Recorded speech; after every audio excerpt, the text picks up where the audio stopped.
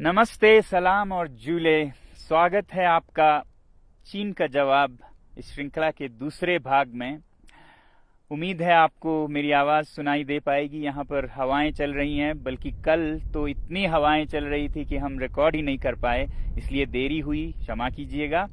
आज हम थोड़ी बड़ी माइक लेके आए हैं, उम्मीद है अच्छी तरह हो पाएगी।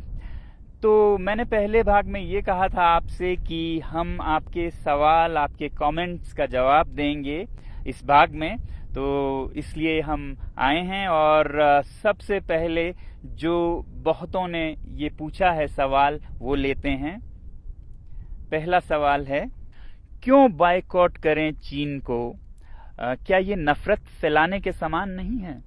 जी नहीं, नफरत फैलाने की बात नहीं है। जैसा मैंने पहले कहा है, चीनी लोगों से हमें कोई समस्या नहीं, बहुत अच्छे लोग होते हैं, मेरे बहुत दोस्त हैं।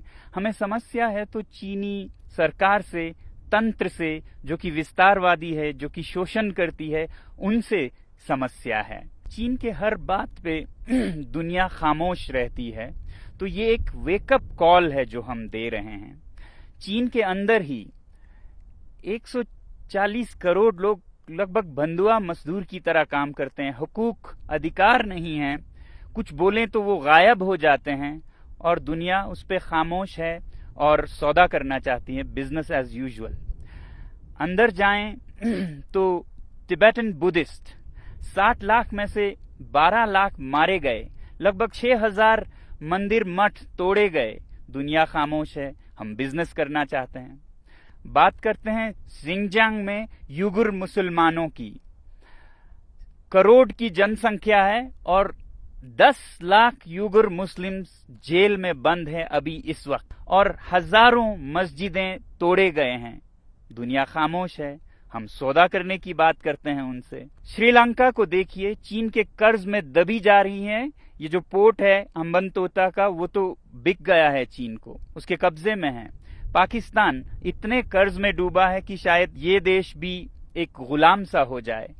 दुनिया खामोश है, सौदा करना चाहती है। ये तो दुनिया की बात हुई। मेरे लिए सबसे बड़ी बात है मेरे दरवाजे पे क्या हो रहा है। लद्दाख की धरती में चीन 1962 से, जहां पर की जंग खत्म हुई थी, कितने किलोमीटर अंदर आ चुका है। हमारे यहाँ के चरवाहे अपने चरागाहें खो चुके हैं। कहाँ ले जाएंगे वो अपने भेड़ बकरियों को? दुनिया खामोश है, और हम उनको जो मनमर्जी वो करते हैं, धक्का मुक्की करने देते जा रहे हैं। तो क्या हम ये कहें उनसे कि वो बेदर्दी से सर काटे मेरा, और मैं कहूं उनसे, हुजूर आहिस्ता आहिस्ता, जनाब आहिस्ता आहिस्ता? नहीं, अब हमें जवाब देना होगा, और जवाब हमें अपने हाथों में लेके वॉलेट पावर से देना होगा। और ये कोई गलत या बुरी बात भी नहीं है। सैंक्शंस सदा प्रयोग किए जाते हैं जब भी कोई गलत करता है, वो चाहे देश हो। उत्तरी कोरिया पर सैंक्शंस लगाते हैं देश, तो हम क्या अपने पर्सनल इकोनॉमिक सैंक्शंस नहीं लगा सकते इन देशों पर? और बॉयकॉट करना कोई नई बात भी नहीं है। आपने सुना होगा स्वदेशी movement, boycott movement. Tilak ji के नेतृत्व में 1905 से शुरू हुई थी ब्रिटिश सरकार के खिलाफ बॉयकॉट का, उनके सामान का। तब हम ब्रिटिश सरकार के गुलाम हो चुके थे। अब हमें समझ आनी चाहिए कि prevention is better than cure, तो इसलिए हम अभी से करें। बल्कि मैं तो कहूंगा कि अगर हम कुछ ना करें और देखते रहें तो वो गुनाह है। जुल्म करना गुनाह है तो जुल्म सहना भी गुनाह है।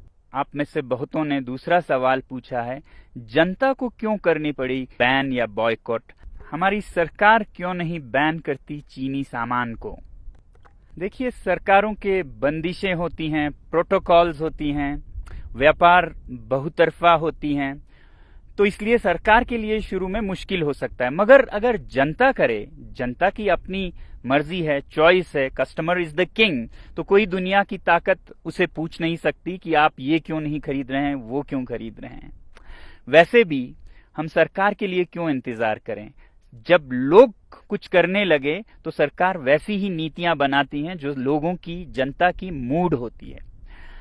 अमेरिकी राष्ट्रपति कैनेडी ने कहा था, ask not what the country can do for you, ask what you can do for your country. क्या ये व्यावहारिक या संभव भी है कि हम चीन जैसे बड़े देश के सामान को बॉयकॉट कर सकें? जब कोई देश या कोई तंत्र अत्याचार करे, ज्यादती करे, वो हद से बढ़ जाए, तो मुमकिन क्यों नहीं अगर जनता में जज्बा हो। अरब स्प्रिंग में एक नहीं 5-6 तानाशाह सरकारें गिर गईं महीनों में, और वो शुरू हुआ था एक सब्जी वाले की पुकार से। तो हम क्यों नहीं कर सकते ऐसा काम जो कि हमारे दरवाजे पे इतना अत्याचार और इतनी जोर जबरदस्ती कर रहा है। हमारे पास और कुछ नहीं तो अपना बटुआ तो है ना। कस्टमर इज द किंग, जागो ग्राहक जागो। और एक सवाल है कि हम चीन में बने सामान के बिना कैसे काम चलाएं। न सिर्फ सामान बल्कि सामान के अंदर के कलपुर्जे भी चीनी होते हैं बहुत बार। और विकल्प क्या हैं? दोस्तों, हम चीनी सामान में डूबे जा रहे हैं, कुछ इस तरह की जैसे हमारे हाथ में कुछ है ही नहीं। एक शेर है जिसे मैं आपके सामने रखूंगा इस हालत को दिखाने के लिए। खरीदें कब तलक कोट पतलों पे रहन हम चीन से। पे रहन एक कपड़े का नमूना है। खरीदें कब तलक कोट पतलों पे रहन हम चीन से, अपनी अय्याशी की गर हालत यही कायम रही, आएंगे गुस्साल चीनी और कफन भी चीन से। गुस्साल जो मरने के बाद शरीर को धोने वाले लोग होते हैं, वो भी अब चीन से आने लगेंगे और कफन भी चीन से आने लगेंगे।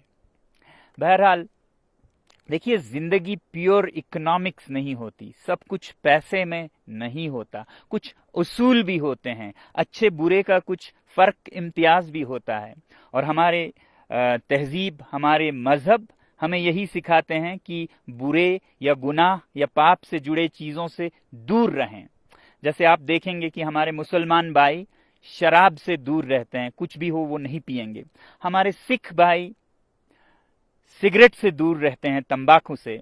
हमारे हिंदू भाई गौ मांस से, या जैन समुदाय के लोग तो मांस ही नहीं बल्कि लहसुन, प्याज ऐसे चीजों से भी वो नहीं खाते हैं। तो जहां भी वो जाएं कभी सफर में, यात्रा में, तो क्या वो भूखे मर जाएंगे? नहीं।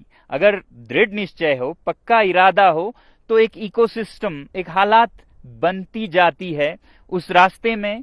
जब हम बर्दाश्त करके चलते हैं तो आप देखेंगे कि ऐसे भोजनालय, रेस्टोरेंट्स निकलेंगे जो जैन फूड सर्व करेंगे। तो 1 साल 2 साल में एक नया इकोसिस्टम बन जाता है। उसी तरह अगर हम ये चीन के सामान को भी गुनाह से जुड़ी समझे, जैसा कि मैंने कहा इसके पीछे अत्याचार है, तो 1-2 साल में सारे दुनिया के देश और अपने हमारे देश में ऐसी चीजें बनने लगेंगी कि हमें इसका याद भी नहीं होगा कि हम ये नहीं कर पाएंगे, ऐसा सोचते थे। तो इसलिए मैं कहता हूं कि boycott made in China, software in a week, hardware in a year, और फिर हार्डवेयर में भी finished products, non essentials in a year, components, raw materials and essential products in 2 years। हम योजनाबद्ध तरीके से चल सकते हैं अगर हमारे अपने में सूझबूझ है। कोई ऐसा नहीं है कि कल या परसों ही हम सब कुछ बंद करें। हम ये कहें कि फिनिश प्रोडक्ट्स वाले अभी से हम बंद करेंगे 1 साल के भीतर, जिसमें कंपोनेंट्स जाते हैं जो हमारे भारतीय उद्योग में भी इस्तेमाल होते हैं, वो हम 1-2 साल तक चलाएंगे जब तक कि ऐसे विकल्प न बन पाए। और जहां तक विकल्प या रिप्लेसमेंट्स की बात है इन चीनी सामानों का, तो एक बात जरूरी ये है कि हर चीज की हमें रिप्लेसमेंट्स जरूरत भी नहीं होनी चाहिए। हमारी जिंदगी सादा भी हो सकती है। इस लॉकडाउन में हमने देखा कि कितने कम चीजों से हम खुशी पा सकते हैं, और सस्ते माइंडलेस कंज्यूमरिज्म में लाए गए ये चीनी सामान जो कि हमें जरूरत भी नहीं है, 10 जोड़े जूते, 50 जोड़े जुराब क्यों जरूरत है इनकी? क्या हम एक सादा जीवन नहीं जी सकते हैं? बदल सकते हैं जिंदगी के शैली को कि हम थोड़े में ही गुजारा करेंगे मगर साफ अच्छे चीजों को ही अपने जीवन से जोड़ेंगे। इसलिए ilivesimply.org पे जाइए और देखिए सादा जीवन कैसे जी सकते हैं, अपने पर्यावरण को, अपने पृथ्वी को, जीव जंतुओं को कैसे बचाए हुए खुशी का एक जीवन जी सकते हैं। आखिरी सवाल जो मैं ले रहा हूं वो है, हम इसे एक राष्ट्रीय आंदोलन कैसे बना सकते हैं, नेशनल मूवमेंट? देखिए, मैंने एक छोटी सी पहल की है लद्दाख से। ये मत उम्मीद कीजिएगा कि लद्दाख से कोई एक आदमी इसको चलाएगा। इस बटुए के आंदोलन में हर नागरिक एक सिपाही है और ये उतने ही दूर तक चलेगा जितना आप इसे ले जाना चाहेंगे। तो मुझे उम्मीद है कि भारत का हर नागरिक इसे एक अवसर, अपॉर्चुनिटी बनाएगा आत्मनिर्भर भारत बनाने का। हमारे जो सेलिब्रिटीज, इन्फ्लुएंसर्स और नेता हैं वो युवा पीढ़ी को नेतृत्व दे सकते हैं इस मामले में, और मुझे बहुत उम्मीद है कि आप लोग भी अपना रोल निभाएंगे देश प्रेम का, जो भरा नहीं है भावों से, बहती जिसमें रसधार नहीं, वो हृदय नहीं है पत्थर है जिसमें स्वदेश का प्यार नहीं। जय हिंद।